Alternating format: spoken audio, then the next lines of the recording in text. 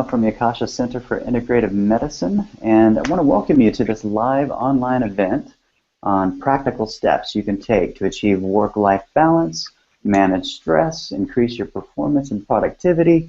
We're going to kick things off in just a few minutes while attendees continue to join in. In the meantime, let me just introduce our presenters, Kevin Kunkel and Dr. David Laramie. They're both practitioners here at the Akasha Center. Hi, Kevin. Hi, David. Hello, everyone. Hey, Glenn. Hey, everyone. Hi. So I'd like to introduce you in case there's people here that haven't met you maybe at the clinic before, and even some of the people who've been to the clinic may not be familiar with what you guys do.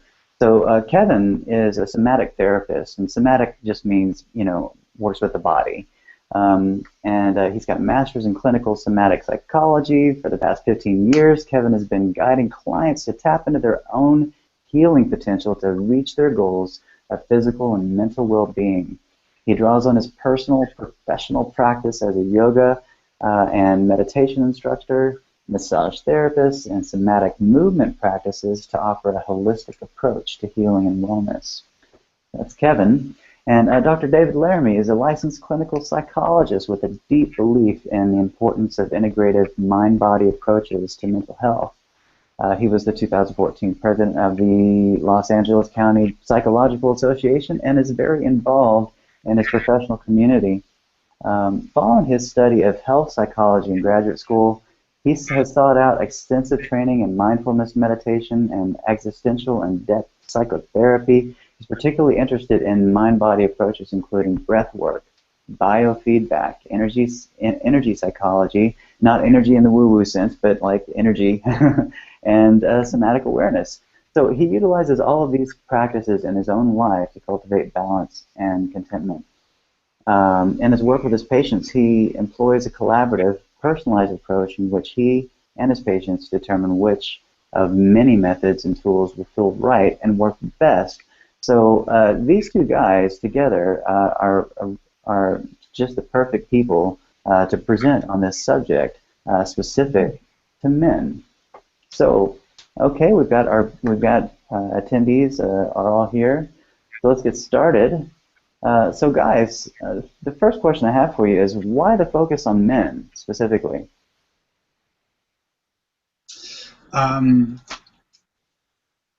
The focus on men came about because we found, especially in general, even at our clinic here at the Akasha Center, there's, for most of the practitioners, the people coming in, the clients are predominantly women. There's so few men that are stepping forward to take care of themselves. Traditionally, men really are brought up to not ask for help or to not really take a good look at how they're doing physically and mentally in their well-being state. Whereas women traditionally will ask for that help. And there is a lot of practices that are coming forward nowadays that are really well researched, that are really effective in taking care of, especially what we're going to be talking about today, stress. So it's really time we find to really reach out to men to say, hey, there are these really profound practices that are here that can really make a difference in your mental and physical well-being. That doesn't take going to therapy or doing a lot of seeing even a lot of piece-by-piece care. So really solid practices that have a really profound effect.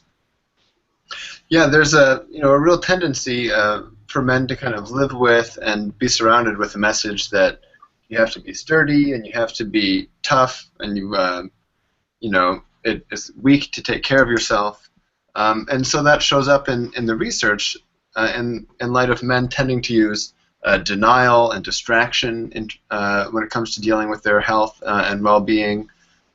And unfortunately, there are really terrific proactive tools that you can use, but most men, don't even know about them, but moreover, aren't supposed to do that kind of thing. So as a result, men are twice as likely as women to do anything about their stress, to do nothing with their stress. And then when they do try to work on their stress, only 30% of men report being successful. So obviously they're not taking the right approach. And so, for example, one really important idea is that most men and really modern culture in general has this idea that it's go, go, go, never take a break, you know, nose to the grindstone and take care of business. But the science is clear that that's actually detrimental to productivity.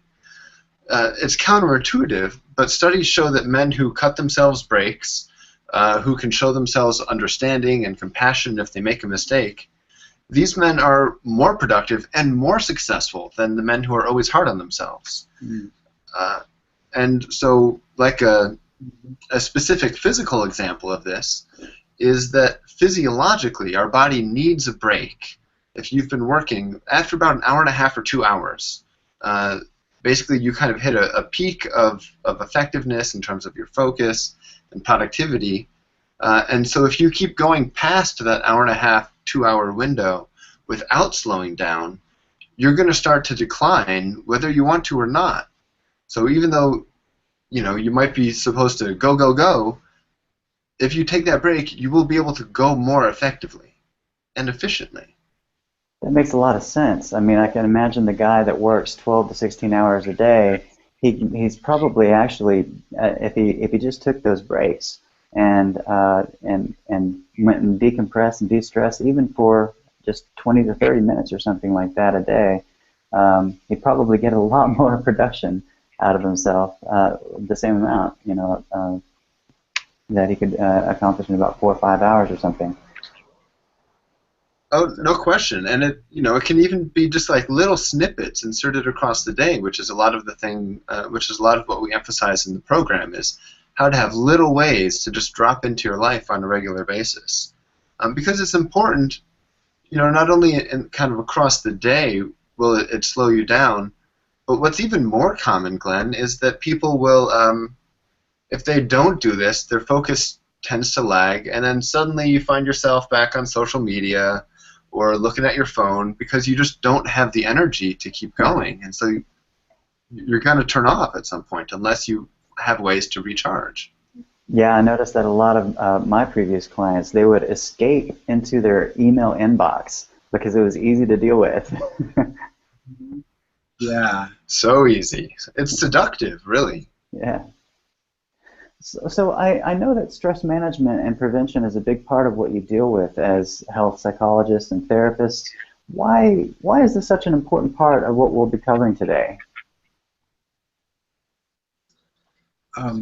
Stress is so huge when you start talking about it. I often say the research that shows that 80% of initial office visits when people come in to see their doctor are due to symptoms caused by stress. Stress has such an amazing effect on our mind and our body, and we don't even really realize the total effects of it all. And the key with the stress is to modulate it, to have it, you know, so it's serving you and not working against you. Because if it runs away from you, then the stress shows up as decreased focus and concentration. You're probably going to be more cranky, less effective with other people, low energy, and then when this goes on for the long term, when this is kind of your day-to-day normal state, then there start to be, you know, real damage shows up to the body, and so that's part of us wanting to you know, create this program is to keep men from getting to that breakdown point. Specifically for men, a lot of them find to break down some of those symptoms that they do end up getting is their focus and their concentration tends to go. Their memory starts to not be as snap. Emotionally, they become more irritable. A lot of men will complain after years of just of having this stress that they get really that they can get into a state of anger or just really irritable, and it starts affecting their relationship with their coworkers or at home with their partners or with their kids and being able to be present. And as well as physically, most of us feel it. After a long day, we just do physically feel drained. Our physical vitality really starts to drop, and if we're doing that day after day, that's when we really start to find the symptoms that come out to be more categorical diseases, disorders that really start to develop for men, especially just with chest pains and the heart issue. That's so common for men. It's so right on. I can identify with that myself. Years ago, I was working, crazy 16 hours a day, pretty much 7 days a week, trying to get a startup business going. And yeah, I definitely felt the effects of burnout. I just kind of hit a wall. And I don't know about everybody else's response to it, but when I hit burnout, I mean, I just kind of shut down, and I had lost a lot of weight physically. Had problems, gastrointestinal problems, all kinds of things. I just didn't want to get out of bed. It was pretty bad. Yeah. And unfortunately, so many men are finding themselves in that situation.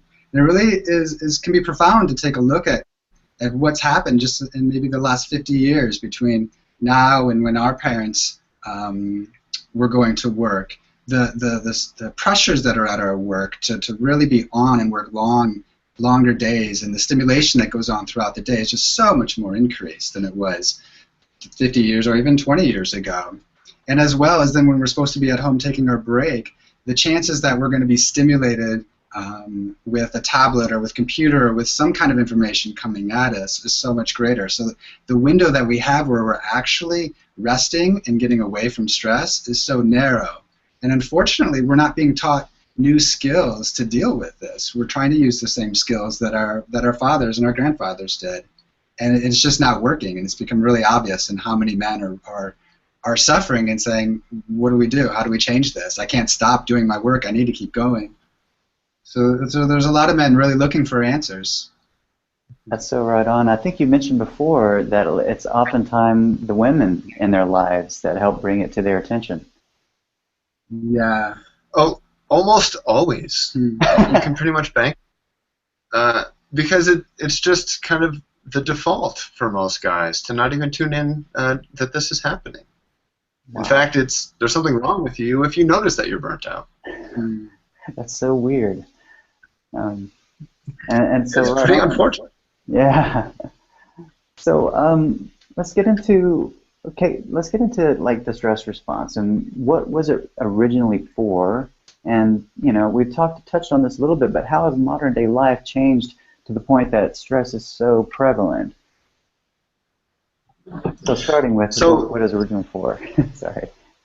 Yeah, so the stress response is, it's easy to understand if we kind of go back to 7 million years ago, and so we're running around on the savannah of Africa, and when something dangerous is going down, you're being attacked, you're running from a predator, your body needs to turn on survival mode. And you can kind of think of it in a car as stomping on the gas. And with that, everything that's non-essential is turned off. So, for example, when you're running from a tiger, you're not thinking about getting laid. You're not thinking about wanting a hamburger, because only essential things matter, namely fighting for your life or fleeing for your life, the fight or flight response. So it basically mobilizes energy. The fight or flight response loads your body with energy and oxygen and sends this energy to your extremities for fighting, for running, and is wonderfully effective at that, and still continues to serve us. It's important to realize that the stress response is useful. So when you feel your stress response turning on when you're going into a presentation, or the fact that Kevin and my stress responses are kicking right now, and it's because they're here to help us focus. So stress isn't bad. The gas pedal is there for a reason in the car, but you also need to learn how to use the brake as well to really drive the car effectively. Yeah, and we've really lost time. And we talked a little bit about what happens when that stress response is kind of like always on. Yeah, then it starts showing up. Kevin mentioned some of these earlier. Really commonly for men, it's going to be neck pain, lower back pain, pressure in the chest, Then when it goes even longer, then you're having cardiac disease, clogging in your arteries. Really commonly also is stomach problems, headaches. This is what happens when stress is just going too much. Fight or flight is good for you, but in moderation. Mm-hmm. Makes total sense. In the appropriate. So, That's what's key. Can you provide some examples? Sorry, Glenn. I'm sorry. Yeah, that makes sense. That is totally key. Do you have anything else you want to say on that? I'm fine, Kevin. Yeah, just wrapping up kind of what you said as well, as this fight or flight response, and the reason I think you did a good job explaining that, and this idea of being prepared, just like the zebra is prepared to fight or flight from a lion or any other prey coming at it, or predator, is this idea of being prepared and looking out for accomplishing the things that we do throughout the day, and that when we're always in that state of that stress, we really do need to have specific ways to look to turn that off, to not only turn off not doing our work, but specifically to turn off the physiological reaction that's going on within us. It really is, stress is not some kind of nebulous thing that we should do something about at some point, but it's a really concrete, measurable effect that's going on within our body that we need to do something about right now, or it's going to have specific consequences on our physical, mental, and emotional well-being. Got it. So that balance between the fight or flight response and the rest and digest response. Cool. So yeah, most people don't even know there is such a thing as a rest and digest. This is the break. The opposite of fight or flight. Some people call it rest and digest. I like feed and breed. Mm-hmm. It's a whole other side to life. Yeah. Gotcha. So can you provide some examples of how stress has shown up in the lives of men that you've actually worked with in your practices? Yeah, well, that's pretty easy, Glenn. So let's see. A typical one might be when a guy comes into my office and can never settle down, and yet is always keyed up, yet unable to focus and take care of business in the way that he used to. Maybe, I spent all morning trying to write something and I just couldn't get it done because I couldn't focus.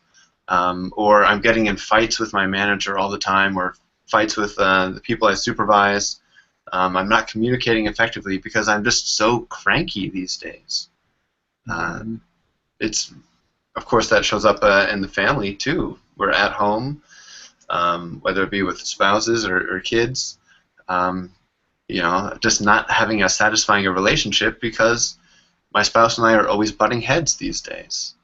Or when I'm home, I just have trouble connecting to my kids because I'm thinking about work and still rehashing things from my day.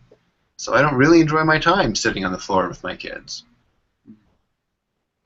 Yeah, a lot of people I see, especially lately, it seems like a lot of people are coming in when it's finally with their partners in a couple situation. A lot of times men will fight and resist doing anything about their own physical health.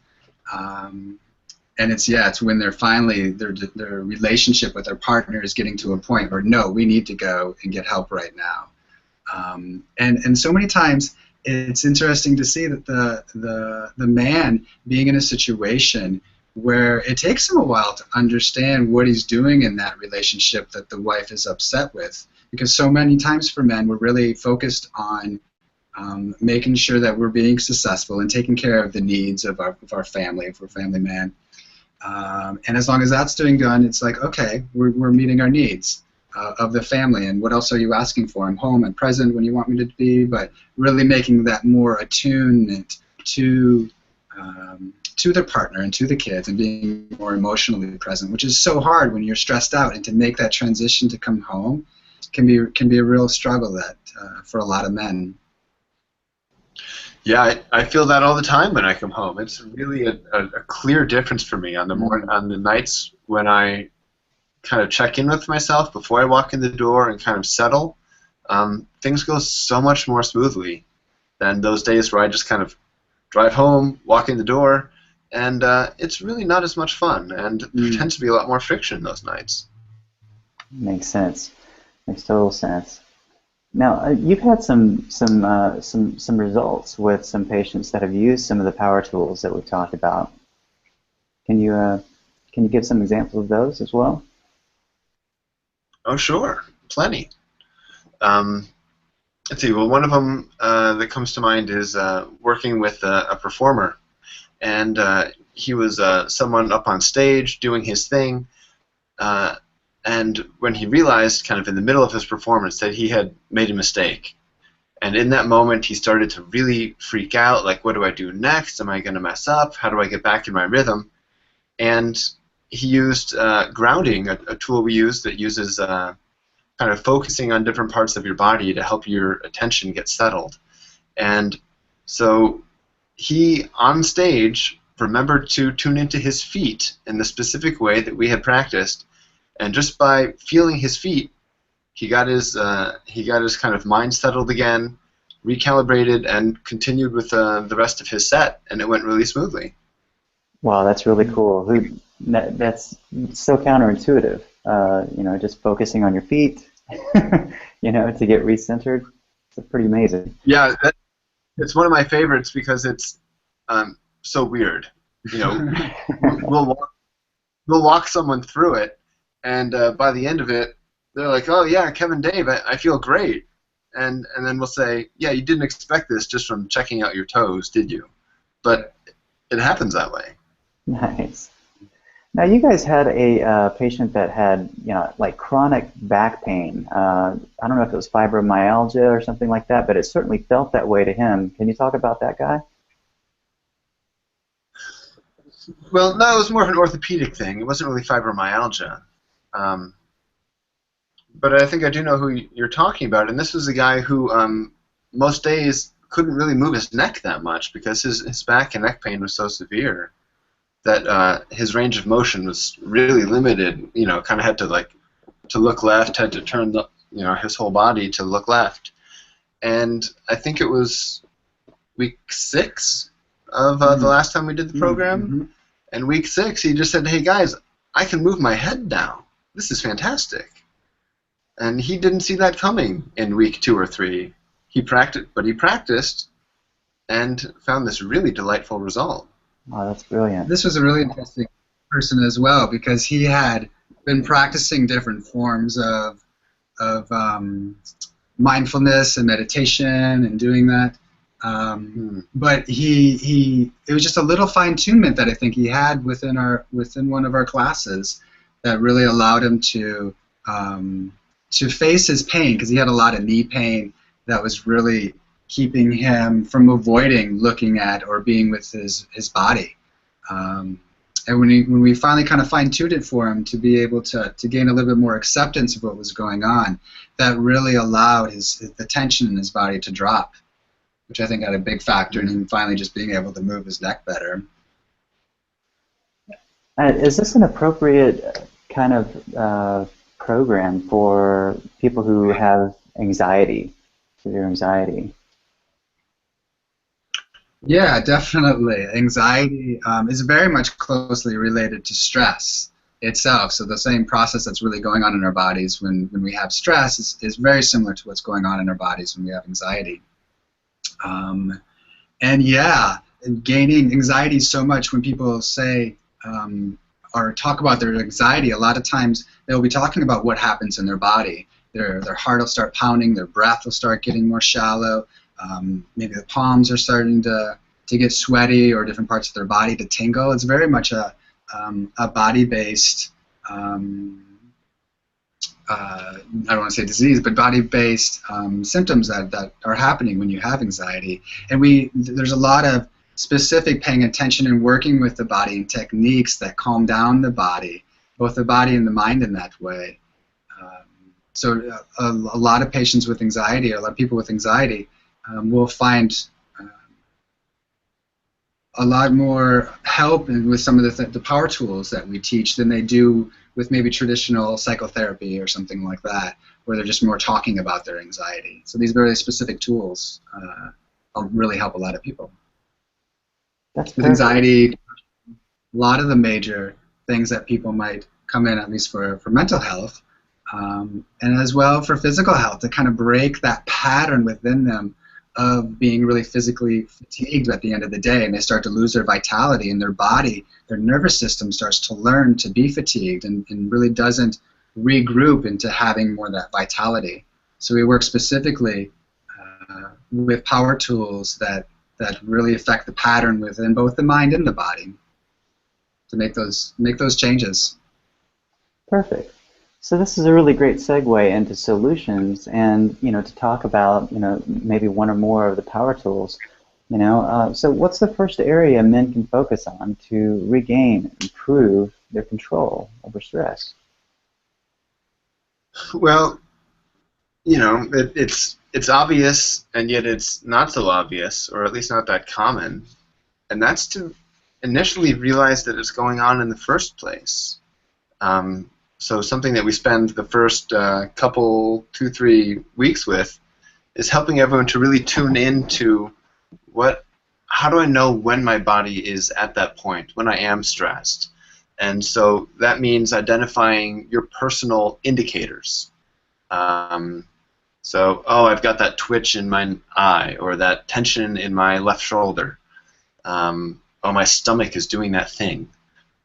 You really have to figure out what is your personal indicator, because then you can use it to identify, something's going on right now, maybe I should take care of it. Because if you don't realize the stress is rising in the moment, it's just going to run away from you. That makes a lot of sense. For me, I used to hold a lot of tension in my jaw, and sometimes even grind my teeth, and that became kind of an indicator for me. And one of the interesting things that I find is that I kind of unconsciously tense, and I have to use awareness and consciously relax. Is that what you found too? Yeah, absolutely. And jaw's another really common one. I probably should have mentioned it. But yeah, this goes on in the background, and that's why you have to be really specific about bringing awareness to it.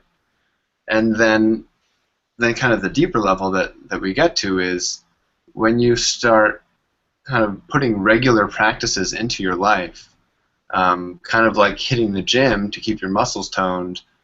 You can do specific practices with your body to keep your emotional and nervous system toned, and then that unconscious background stuff happens a lot less. You literally rewire the nervous system by regular practice of these things. Brilliant. Okay. Yeah, it goes back to Go ahead. It goes back to what we were talking about before about the fight or flight response and that very specific physiological reaction that goes into our body, and really noticing what that is, and using techniques to stop it. And what David was talking about of rewiring the nervous system, there's been a lot of research not only on where we're talking about the stress response, but also the relaxation response, this real specific response that the body goes through that stops the stress response and goes into another specific physiological process within the body that's called the relaxation response. And they've done a lot of research on kind of the timing. There's a person, Herbert Benson, out of the University of Harvard or Harvard Medical School, that's done a lot of research on the relaxation response, and they say there's a sweet spot of about 12 to 15 minutes of doing a specific type of practice when the body starts to go through that change in the physiological practice, or the physiological process. So it's really important to have that regular practice, so you're really teaching your body and rewiring your nervous system. Yeah, because if your body doesn't know how to do it, Like if you can't drop into that groove, which is what the regular practice gets you, it's actually really pretty common to be asleep but stressed. Or lots of people go on vacation but end up coming back feeling off kilter and like they didn't really settle. And it's because if you're rusty at turning on the relaxation response, it's not really going to be easy to just flip it on just because it happens to be Saturday afternoon or because you happen to be at a beach. It's really important for your body to know how to drop into that groove. That's such a salient point because I think a lot of people, even when they're sleeping, their jaws are clenched or their teeth are grinding or something like that, and that's using energy, right? Even while they're sleeping, so they're not getting truly restorative sleep. Right. Oh, yeah. There's definitely levels of engaging the relaxation response, and whether, a lot of times when we're sleeping, there's still that response of stress that's going on within our body. It's wild. Okay. Going back to the paying attention point, the first thing is to pay attention to the stress response within our body. And one thing about that is that when we pay attention to what's going on within our body, we're much more capable of then choosing the tool to use to counter and to get the effects that we want within our body. It's kind of like a plumber who knows that the faucet doesn't work, but he really needs to go check it out and to find exactly what tools and what exactly he needs to do. A lot of people, you may at times it depends on the situation what tool you use as well. Whether you want a reaction that is more calm yet focused, or you want something that's really going deeper into relaxation. And a lot of times we use a combination of those, of really trying to clear a lot of the tension and the mental fog that might be going out, clear it out, and then come back into more of a calm yet really alert and focused state. So there's specific tools that can do and have specific effects. That's very nice. So first that pain. You got a nice toolkit of stuff that you might need to use in the moment in a stressful situation or dealing with a difficult person, and you've got tools and practices that people that men can use on a regular basis that will help them stay in tune with their body and also be able to engage that relaxation response on demand. Awesome. Yeah, because so many people say they don't have time to go to yoga or do these things that seem really involved, but in the program we do 30-second tools, 5-second tools, 1-minute tools, 5-minute tools, 15-minute tools, depending on the situation. So you have a real variety to feel stronger with. That's brilliant. So these practices and tools can fit into our busy lives. That's great. Mm-hmm. Exactly. And why it's so nice to have an 8-week program versus like a weekend is that as we teach these tools, we'll focus on certain ones, and then you have that week to go and practice and come back with all your questions and comments, and we can really then fine-tune people. And it's that second time going through the tools, then following week, and they've had time to practice and play with it, a little trial and error, and we can really then fine-tune to get it exactly what the effect that they're looking for. So that's really important and beneficial that we have this extended period of time together, which is really helpful for men. Awesome. Were there any more points that you wanted to cover with regards to the 3 main areas that men need to focus on? Or I guess the three parts of the solution. So I guess the 3 parts.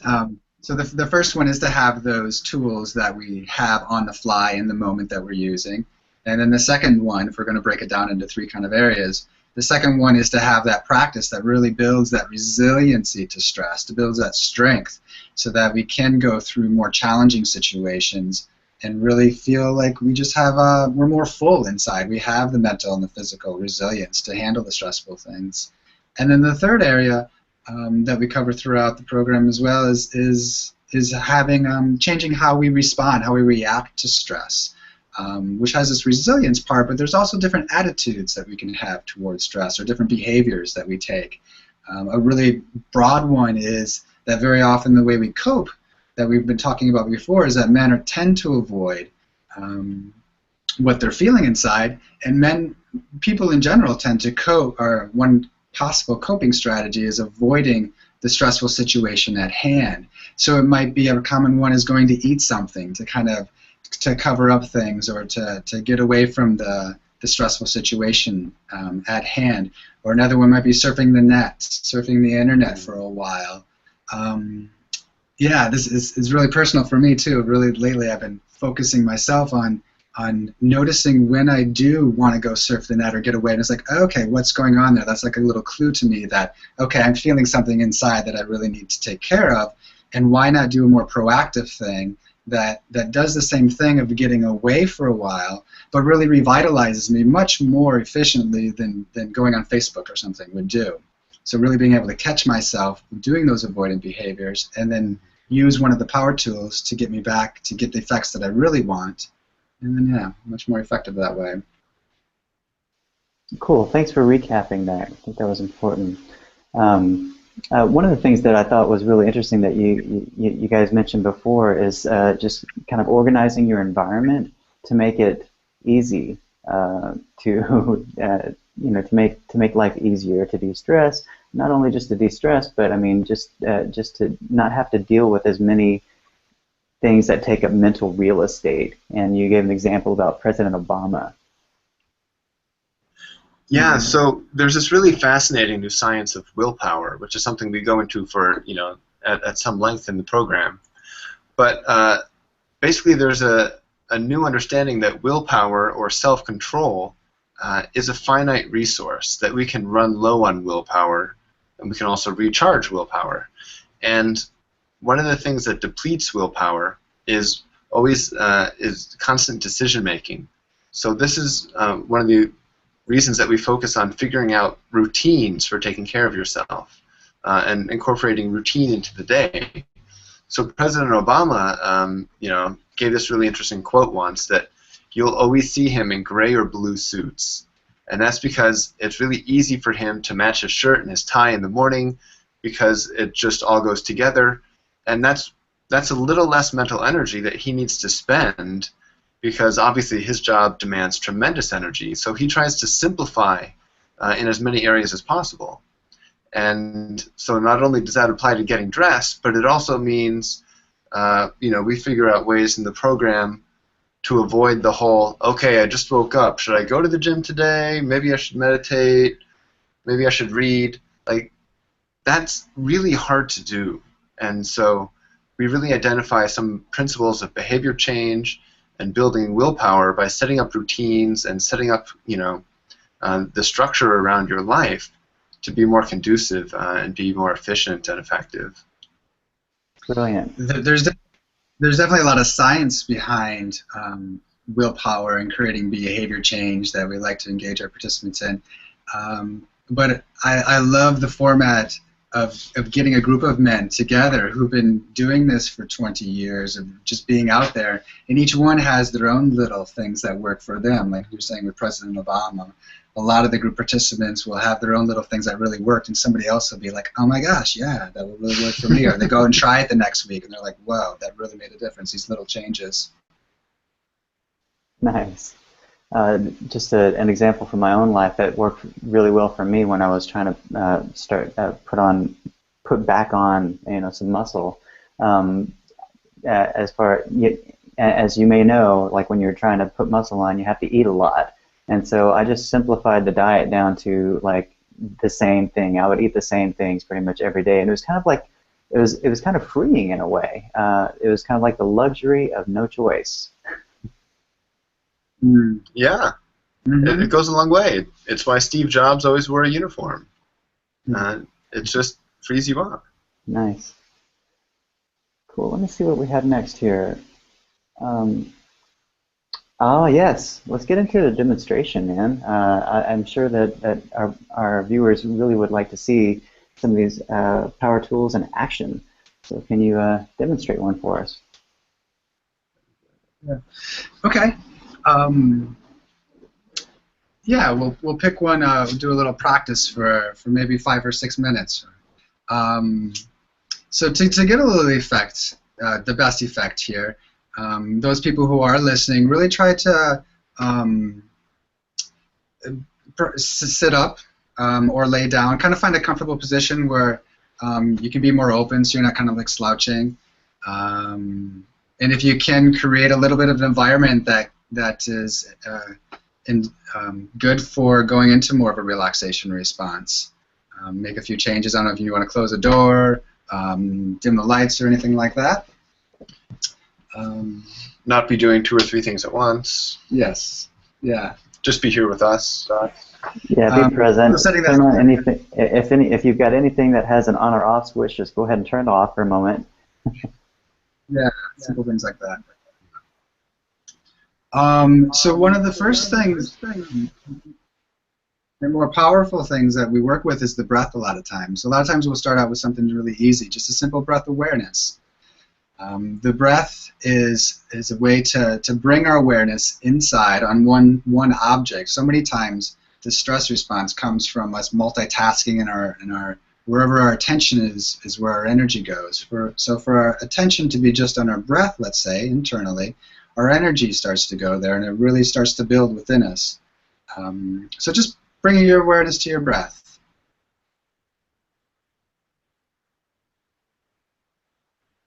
So a lot of people may first notice their breath in their chest, or perhaps in their belly, or their nose, coming in and out of their nose. So just allow yourself to go wherever it's most easily to notice your breath first. You may have done this many other times, perhaps, in a yoga class or any other place that you've heard them talk about breath.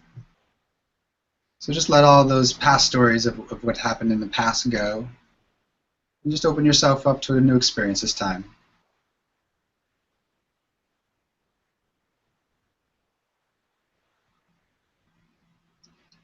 So we're going to lead you into really trying to focus on the belly now. Placing one hand on your belly allows you to bring even more attention down into the stomach area. And so as the breath goes down into the low lungs by the ribs, it tends to push out the stomach area. And just notice that. Breathing down low into the low ribs engages the parasympathetic nervous system, engages that relaxation response.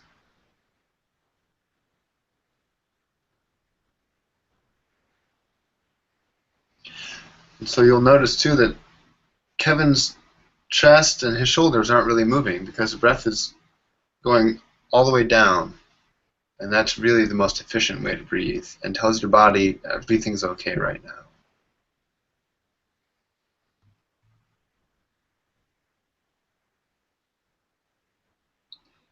So let's put a little count to the breath.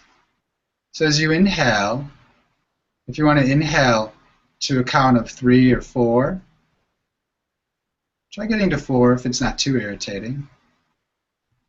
And then an exhale of 4 as well.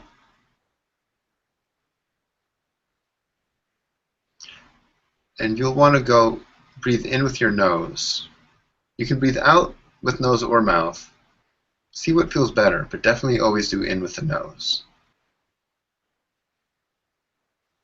One really important piece here is having this kind of oh well attitude. If your thoughts go off to somewhere else or you're feeling something else coming up, really acknowledge that, okay, I'm thinking about this or I'm feeling this. And then just kind of take an oh well attitude, okay, and then bring yourself back to the breath.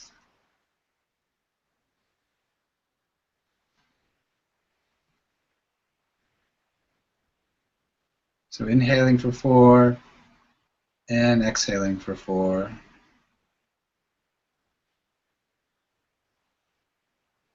And just begin to notice how that feels.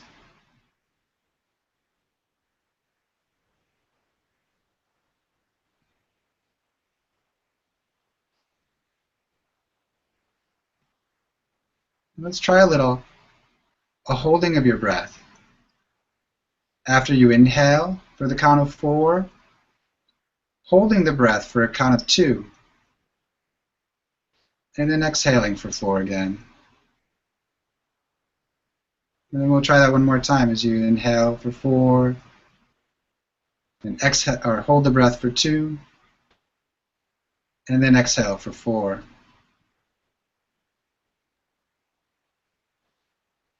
And coming back to an inhale of 4 and an exhale of 4. Just notice what the effect was of that holding the breath. That allowed a little bit more of a building and letting go of tension.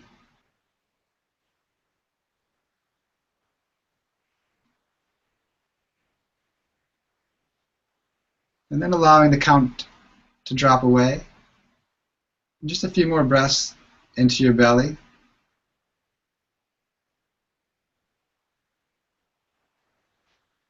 Letting your breath return to more of a normal, at ease breath.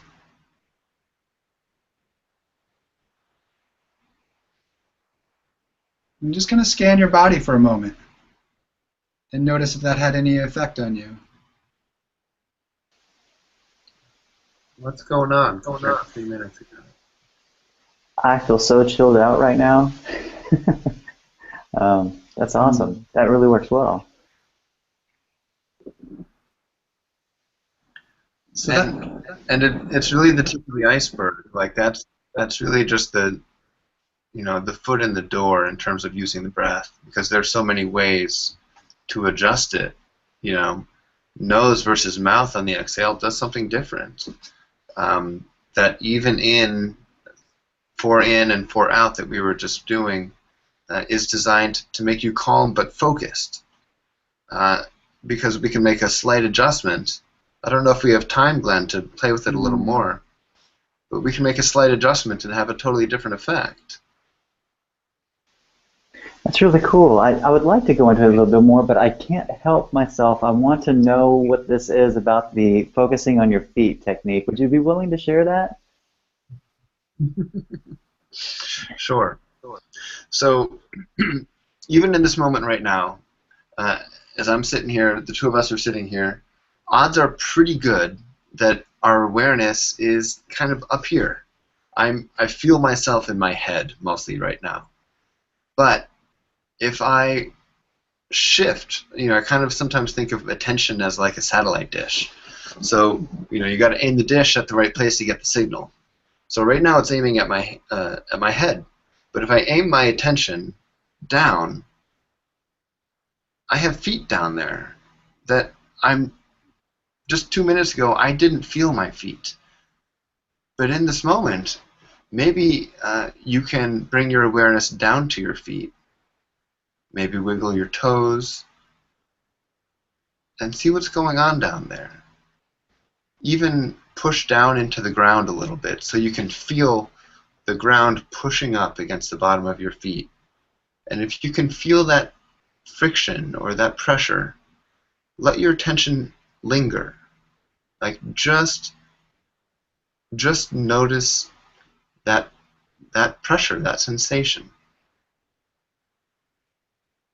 And as I do that, I kind of feel like a sinking or settling sensation as my attention moves down here instead of up here. And we call this technique grounding because you're feeling the ground. And if you can start to feel that, hang out there and enjoy it for a moment. See what it's like to just only pay attention to your feet for the next couple moments. When we talk about anxiety or stress, a lot of people will talk about, oh, my stress is rising, my anxiety is rising. And it really is this feeling of your energy is kind of coming up and the tenseness is coming up. And so to bring your awareness down into your feet, wherever your awareness goes is where your energy is going to go. So if you bring that awareness down there, that's where your energy is going to start flowing. I think it's so interesting that when you were describing that your shoulders actually raised and kind of went inward, and I could see that visibly, like the center of your chest, and that is what anxiety and stress looks like. And I noticed that when I was focusing on my feet, that my shoulders just kind of settled, and I just like the rest of my body also just settled, and it was an unconscious thing. It just happened.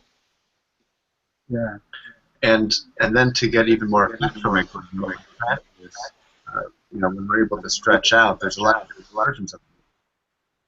But once you feel your feet, and then you start to notice your shoulders or that settling feeling, pausing to really tune into that and let that linger, kind of let that stay on your awareness, that those shifts in your body, the more you tune into them, the bigger they get. So instead of just being like, oh yeah, that feels better, as opposed to, yeah, I'm feeling that, I'm going to check that sensation out. That really helps you kind of suck the marrow out of the technique. And again, it's almost like you're using your nervous system in a different way. When you're up in the head, you're using one kind of part of your nervous system, and when you go down into the body, it's just slower, it's more concrete, it's more dense, and your energy turns into that more of a quality of being more slower, dense, like, boom, I'm present now, whereas when in your head, it's choo-choo-choo-choo-choo-choo. Yeah, and again, there's a lot of ways to do that. In the program, there are ways to do this with your feet, but Kevin and I walk people through specific ways to do it with chairs, with your arms. There are a lot of different versions of this that, again, depend on the situation. It's nice to be able to apply it one way or the other way. That totally makes sense, and this is a great kind of segue into, I know that there's a lot of power tools that we'd love to cover. We can't do it all on this webinar, and so let's talk a little bit about the Power Tools for Men coaching group at Akasha Center. What's it all about? Basically, to start off with, how does it work? So basically, we meet here in the Akasha office Tuesday nights, starting this Tuesday, and we go from 7 to 9 in the evening. Have some snacks, kind of have a, focused but informal. It's a bunch of guys sitting around and hanging out, but working on this stuff together. And we do that for 8 weeks. So we have different power tools that we focus on, as well as different subjects of stress management that we focus on every week. So it's both a good amount of educational piece, as well as activity throughout all the participants as well, which always gives a lot more richer information for personal stories of what's going on, and a lot of sharing in that way. Yeah, it's definitely not like in a classroom. We're all in it together. These are tools that Kevin and I use in our life all the time, and so it's more of a a sharing and a back and forth than just sitting there and getting the information like in a a lecture or something. And it's really sweet because we do keep the class size minimal to around 8 people. So there's a lot of opportunity to have that interaction and have question and answers throughout the whole session.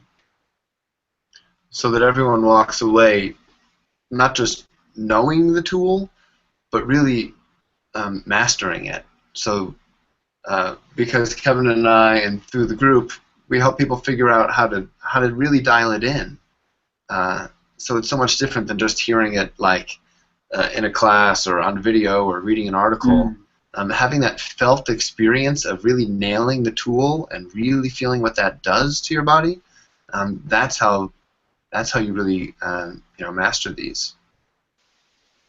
That's such an important point. I mean, because I've read a lot of books, I've attended seminars and all that kind of stuff, and it wasn't really until I started working with a coach that I was able to really make these practices part of my daily life, and like you said, really fine-tune them. And I'm still working on it. It's an aspiration. We're always working on this stuff. All of us. Yeah. One of the things that I like about these meetings taking place at the Akasha Center is, it's been called kind of an oasis. Roy Sekoff, the editor of the Huffington Post, described the Akasha Center as an oasis of compassion, insight, calm, and tailor-made healing. You feel better just walking in the door, and even better on the way out. I love that quote because it really is how it feels there. Yeah, this is no run-of-the-mill doctor's office. This is a whole different approach to taking care of yourself. Yeah, and I like just to even looking at the physical structure. I like how being able to say that the physical structure is actually more like a cottage, right in the middle of the city, which is always interesting. Mm-hmm. And it does have that very non-clinical, non-sterile feel to it, which is nice. And then everyone here, um, I hate to belittle it by using the word mom and pop, but it's got that really close knit, really attuned attention from each of the practitioners that work here. So it really does create a nice, quiet, conducive to healing, rather than more of a sterile situation, which a lot of medical and facilities can look like. It's awesome. So, what outcomes can men expect by participating in in this program? I know you've mentioned some of them, but I just kind of want to give you the opportunity to, to talk about some of the benefits and some of the actual things that they're going to walk away with. Definitely the whole idea of calling it power tools, so you'll have a toolbox of tools that you've hopefully mastered, gain a lot of proficiency with over those 8 weeks, and have the ability to continue to practice. Tools that you can use in a lot of different situations, very specific for your needs and what's coming up in your life, whether it be more relationship stuff at home or at work. Anxiety or fatigue, physically or mentally, very specifically for you. Tools that you can use in the moment, as well as a practice that really works for you, that you've been able to go and have trial and error throughout the week, so you really get a practice that's worked for you, and trial and error of how do you fit another thing into your life, such as a practice. That's always something that is a trial and error thing that goes on throughout those 8 weeks, is of figuring out, okay, how do I adjust my life a little bit to be able to use and to have the time to have such a practice for my own well-being. And part of the, I think, power of the program is that this isn't airy-fairy stuff that we're talking about. We're going to be sharing techniques that, right now the special forces are being trained in. Stuff that's used by police and first responders to stay in control and in charge in the moment. So there's reams of science and research that inform all of this, and that science is something we're really glad to share with the participants, because a lot of guys want to know, like, okay, sure, it sounds nice, but does this really work? And it feels good to practice the technique knowing that the science says you will feel a specific effect in X number of days, and it's doing, growing this part of your brain and affecting your immune system in this way. This is really targeted and, cutting edge in that way. Mm-hmm. I love that point. That these are some of the same techniques that are used by special forces, first responders, and top athletes. I know that one of my mentors, Wyatt Woodsmall, him and his wife, they do modeling of the best performing athletes and so forth, to find out what it is that makes them great. And one of the things that a lot of the coaches for these athletes do is they hire specialists, to teach them how to manage performance anxiety and how to manage performance stress and stay in the zone. So I think it's really cool that you're bringing that level of stuff of science and knowledge to this.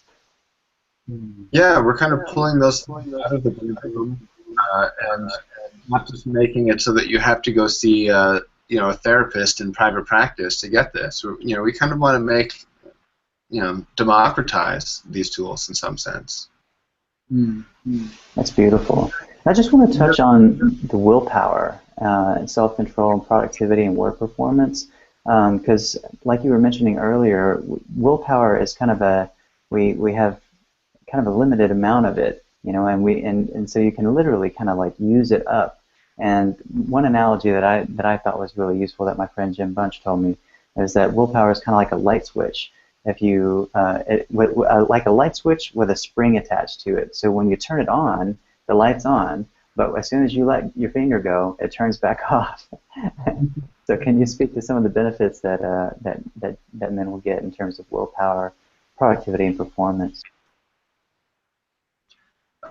Well, yeah. So, these tools, there are really specific ones. For example, there's a simple breathing technique that science shows is the simplest way to increase your willpower if you have 3 minutes.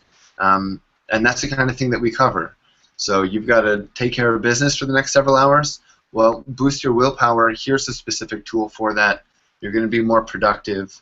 But it's not just at work, because that same technique, cultivating willpower in that same way, gives you more self-control interpersonally. So that means, if I've cultivated my willpower and Kevin does something that really upsets me, I'm going to be more in control, and I'm not going to lash out in the same way.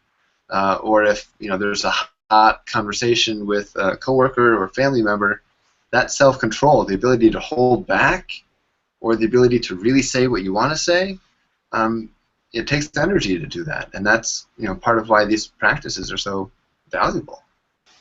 It really does. It really does take a lot of energy to do that. It's something that I've been trying to practice is being compassionate and assertive at the same time, and they seem like those two things are opposites. But I think that that's one of the great challenges in terms of effective interpersonal relationships is to demonstrate compassion and be assertive at the same time.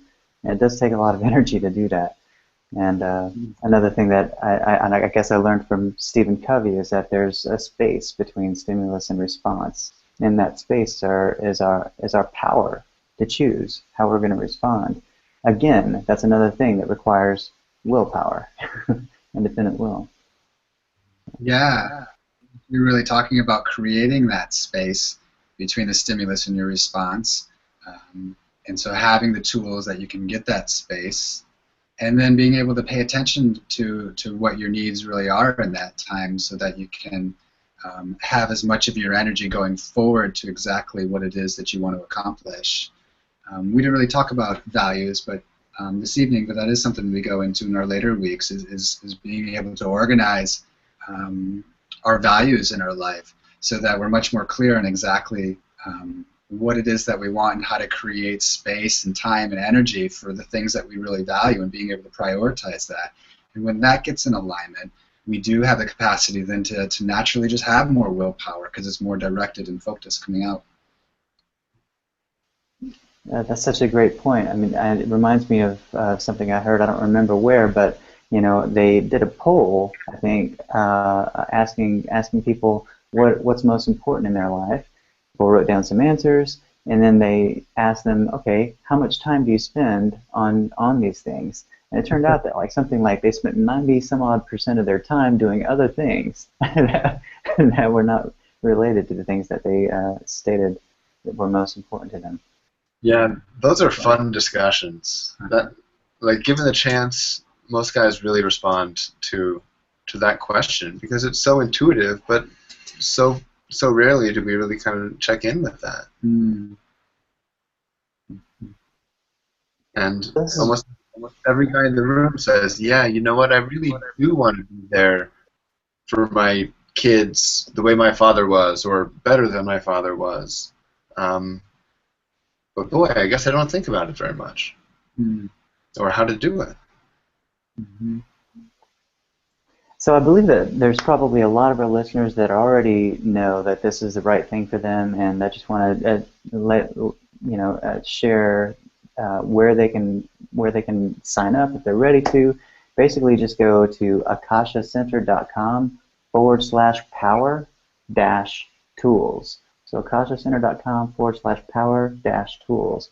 And if I can figure out how to do so, I'll drop that link in here, one of the text tools here. If not now, then on the recording. Okay. Thanks, Glenn. So yeah, that's the place to sign up, and it's 2 hours a week for 8 weeks, which sounds on one level like a lot of time, but on the other hand, um, given what force multipliers these tools are, you're likely to get a lot more than 2 hours.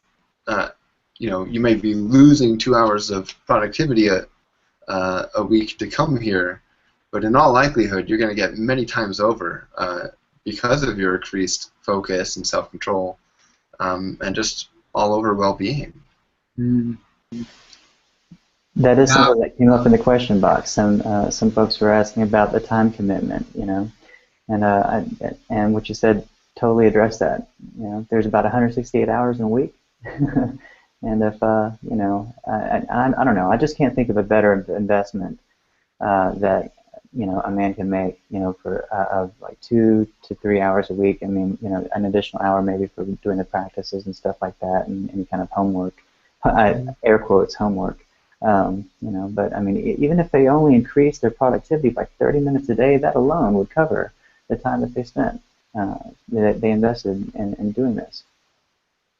I'm glad you did your air quotes on homework, because there is things that you want to do, but so many of the participants really look forward to this, and they're so glad they have these power tools to practice throughout the week as their homework. And the other thing that's worth mentioning with the time is that people have meetings, people go out of town, and so it's really not uncommon that a guy has to miss one, maybe two of the groups, and we expect that, and that's fine. And so we not only are in touch with everyone across the week by email, but we provide full-on handouts and workbooks, and so everyone kind of is always kept abreast of the material. But on top of that, Kevin and I, want to make sure that if you miss a group, that you're able to learn and master those tools.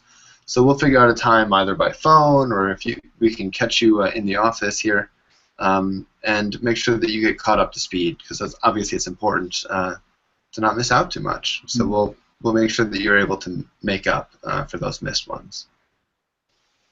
Makes sense. Weeks. Now, I know that you're doing some things differently this time around from the previous ones. There's some valuable new additions to the program. Would you speak to that?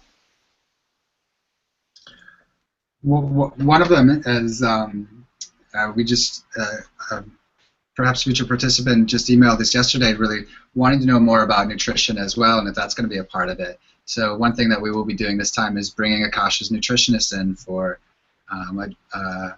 20 to 30 minutes of really talking about how nutrition, diet, making little simple changes with your eating habits can really make a difference, and creating less stress within your body through what you eat, and supporting these changes that you want to be making to have more vital energy, to have your focus and concentration back, and to have more emotional regulation. Yeah, that's a huge point, because what we put into our bodies, if we're eating a lot of processed foods or whatever, that causes distress on our, digestive system, on our body, and that just contributes to the problem.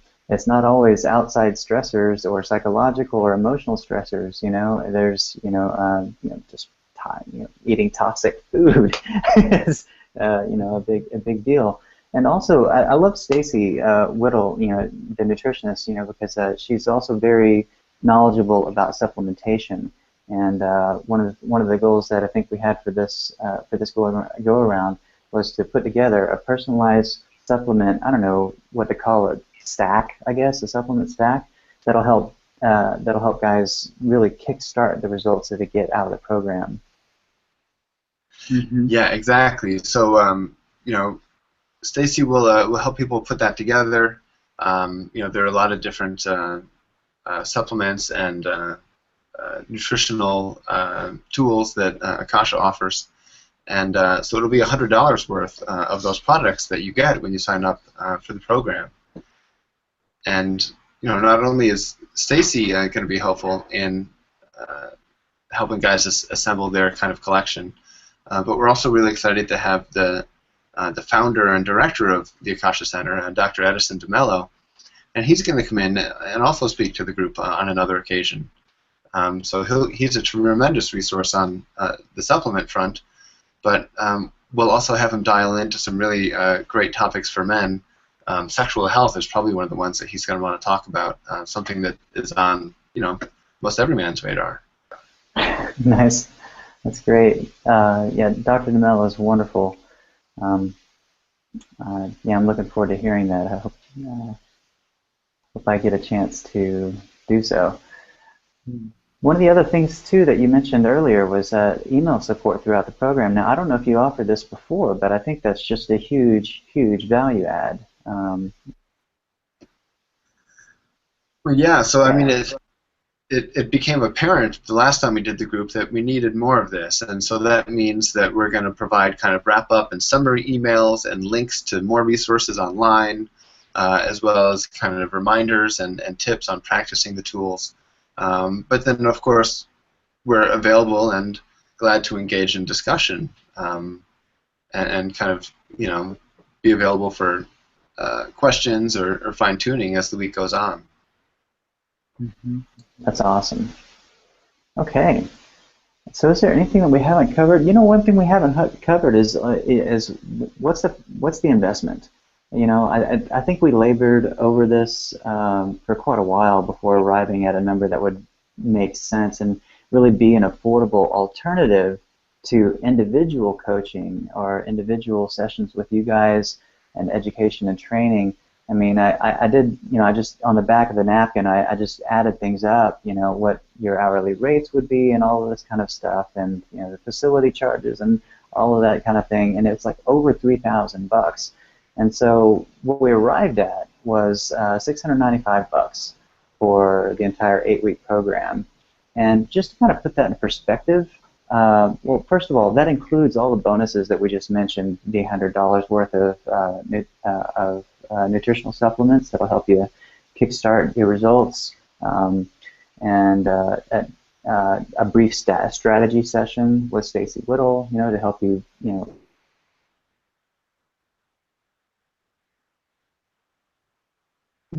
You there, Glenn? Oh, yes, yeah. Did my microphone go out for a second there? Yeah. Just a little bit. Okay, sorry about that. But yeah, so we arrived at $695 for the new 8-week program, including the bonuses that we talked about. And I broke it down, and that breaks down to about $43 an hour. And compared to the hourly rates of our staff members, which range anywhere from like $135 to $525 an hour. Well, I don't know. You guys can do the math. To me, it's a bargain. So.